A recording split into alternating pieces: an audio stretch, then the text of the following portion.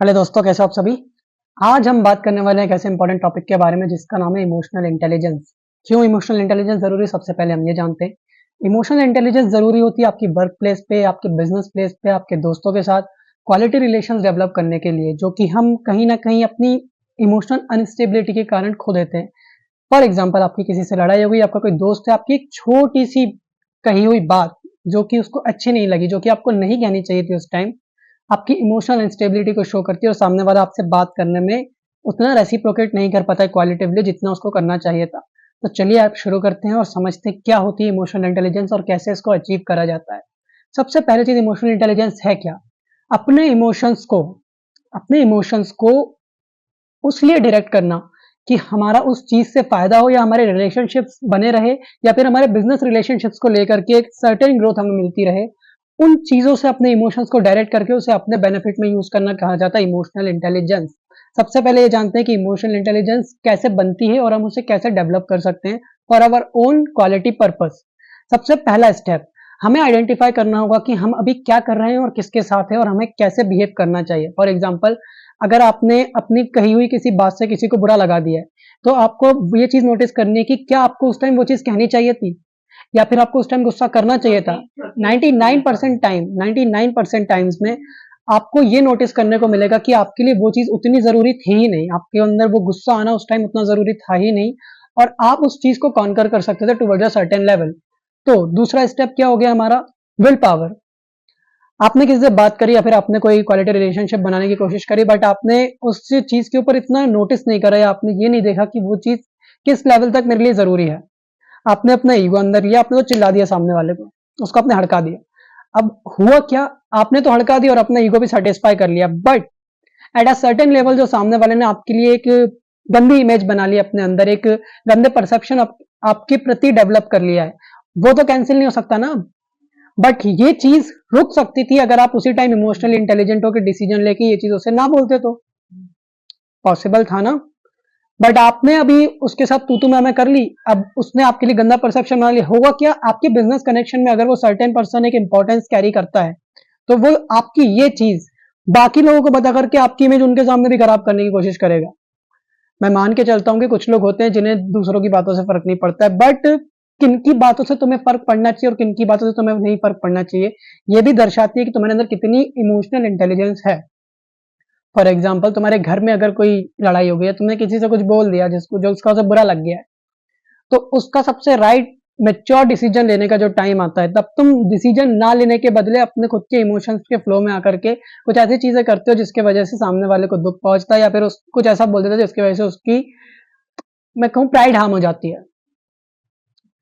इस चीज को कॉन्कर करने के लिए सबसे पहले तुम्हें ये आइडेंटिफाई करना है कि मुझे क्या करना चाहिए था उस सिचुएशन में, सोचने के अलावा। फॉर एग्जाम्पल, तुम्हारे किसी से कुछ हो गई, बहस हो गई,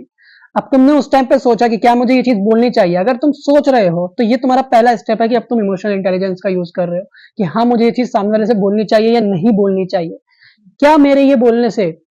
क्या मेरे ये बोलने से उसका जो रिस्पॉन्स है वो मेरे इमेजिन किए हुए आउटकम के अकॉर्डिंग है या फिर उससे कुछ अलग होने वाला है। अगर मेरे बिजनेस प्लेस पे किसी से बात हो रही है या फिर मेरी किसी से अपने कंपनी में बात हो रही है, किसी से मेरे डोमेन में बात हो रही है जिसके साथ मैं काम कर रहा हूं, तो मेरी एक्सपेक्टेशंस ना मिलने के कारण मैं उस पर चिल्लाने ना लगूं। उससे अलग अप्रोच ये हो सकता है कि मैं उसकी प्रॉब्लम को आइडेंटिफाई करूं और अपना खुद का इंटेलिजेंस यूज करके उस प्रॉब्लम को सॉल्व करने पे ध्यान दूं, rather देन उस पर चिल्लाने के। तो वही चीज, तुम्हारी प्रॉब्लम क्या थी, वो प्रॉब्लम जो कि तुम्हें तुम्हें या तुम्हारे डोमेन में जितने लोग हैं उसे परेशान कर रही है, बट तुमने उसको आइडेंटिफाई करे बिना ही अपने इमोशंस के बहाव में आकर के सामने वाले को चिल्ला दिया, वो उसका दिमाग खराब हो गया, उसने तुम्हारा काम छोड़ा और वो भाग गया। सिचुएशन डिफरेंट हो सकती थी, कैसे, अगर तुम उसी टाइम अपने आप को डायरेक्ट करते कि प्रॉब्लम एक्चुअली में ये पर्सन नहीं है प्रॉब्लम एक्चुअली में ये पर्सन नहीं है, प्रॉब्लम जो सामने है वो प्रॉब्लम है। इसको आइडेंटिफाई करो, उसका सोल्यूशन निकालो और उसके साथ में वर्नेबिलिटी के अकॉर्डिंग वर्क करना स्टार्ट करो, तो तुम्हारी प्रॉब्लम झटके में सॉल्व हो जाएगी। इमोशनल अनस्टेबल पर्सन जो होता है वो कभी भी ये नहीं सोचता है कि मुझे प्रॉब्लम सॉल्व करनी, वो अपना ईगो शो करने की कोशिश करेगा हमेशा, बट ये चीज तुम्हें तबाह कर देगी पूरी तरह से। आज नहीं तो कल तुम आइडेंटिफाई करोगे ये चीज कि अगर तुम अपने ईगो में आकर के किसी को कुछ बोल रहे हो बिना सोचे समझे, या फिर तुम्हें उसका प्रॉज एंड कॉन्स नहीं पता है, अगर कोई चीज तुम्हारे बेनिफिट में है then it is very good. मैं ये नहीं कह रहा हूं कि तुम्हें अपना स्टैंड नहीं लेना चाहिए, बट अपना स्टैंड लेने के चक्कर में ये आइडेंटिफाई या मेजरमेंट करना मत भूल जाना कि वो चीज तुम्हारे लिए सही है या नहीं। अगर तुम कोई चेंज ला रहे हो या फिर तुमने कोई ऐसी चीज सोची है जो कि तुम्हारे लिए अच्छी है बट दूसरों को समझ में नहीं आ रही, तुमने उन्हें शांति से समझाने की कोशिश करी बट उन्होंने अगर नहीं समझाए फिर भी, then it is your duty to cut off from themselves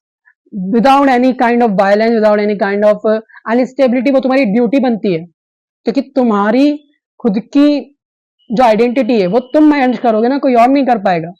एक हद तक लोग तुम्हें सपोर्ट करेंगे but at the end of the day अगर तुम खुद के लिए स्टैंड नहीं ले पा रहे हो तो ये भी एक इमोशनल अनस्टेबल पर्सन की निशानी है।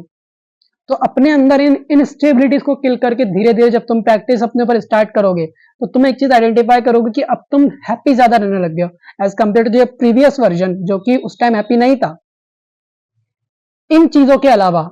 अब मैं तुम्हें 3 ऐसे फैक्टर्स बताने वाला हूं जिन्हें तुम अपनी लाइफ में उतार करके इस चीज को प्रैक्टिस कर सकते हो। सबसे पहला, तुम्हारी फैमिली। तुम्हारे फैमिली के साथ तुम्हारे कैसे रिलेशन है ये मैटर नहीं करता है, बट अगर तुम्हारे अंदर इतनी इमोशनल मैच्योरिटी नहीं है कि तुम्हें किसको क्या बोलना है और कितना बोलना है, तो तुम एक इमोशनली इमेच्योर इंसान हो। मैं ये नहीं कह रहा हूं कि हंसी मजाक करना गलत बात है, बट हंसी मजाक के चक्कर में अगर तुम अपने आप को इतना ज्यादा ओपन कर रहे हो कि सामने वाला बिल्कुल तुम्हारी धज्जियां ही उड़ा रहा है, तो ये एक इमोशनल अनस्टेबल पर्सन की निशानी है। तुम्हें अपने आप को कंट्रोल करना होगा, तुम्हें उन लोगों से ये चीजें शेयर करनी है जिनसे तुम्हें लगता है कि ये चीजें बाकी लोगों को बताने के अलावा ये और कुछ ना करें, या फिर मेरी पर्सनल ऑब्लिगेशंस जो कि मेरे पर्सनल इश्यूज हैं उनको किसी के साथ डिस्कस ना करे, उनसे मुझे हार्म करने की कोशिश ना करे, या फिर उनसे मुझे किसी तरीके का नुकसान ना पहुंचे।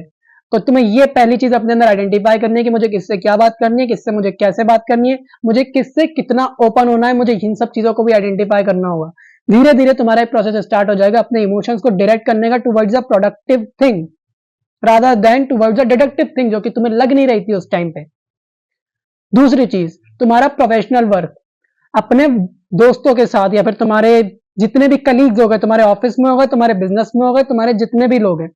उनके साथ तुम्हारा रिलेशन किस हद तक है या फिर तुम उनसे कैसे रिएक्ट कर रहे हो। अगर तुम उन पर चिल्लाना चालू कर देते हो जाते से ही कि ये प्रॉब्लम हो गई, चल इसे ठीक कर, बिना कुछ सोचे समझे, बिना उसे रिजॉल्व किए, बिना तुम्हें खुद भी नहीं पता प्रॉब्लम क्या है उसके बाद भी उस पर चिल्ला रहे हो, ये इमोशनल इंस्टेबिलिटी सॉल्व करने का सबसे राइट टाइम है। तुमने आइडेंटिफाई कर लिया कि ये चीज जो प्रॉब्लम थी,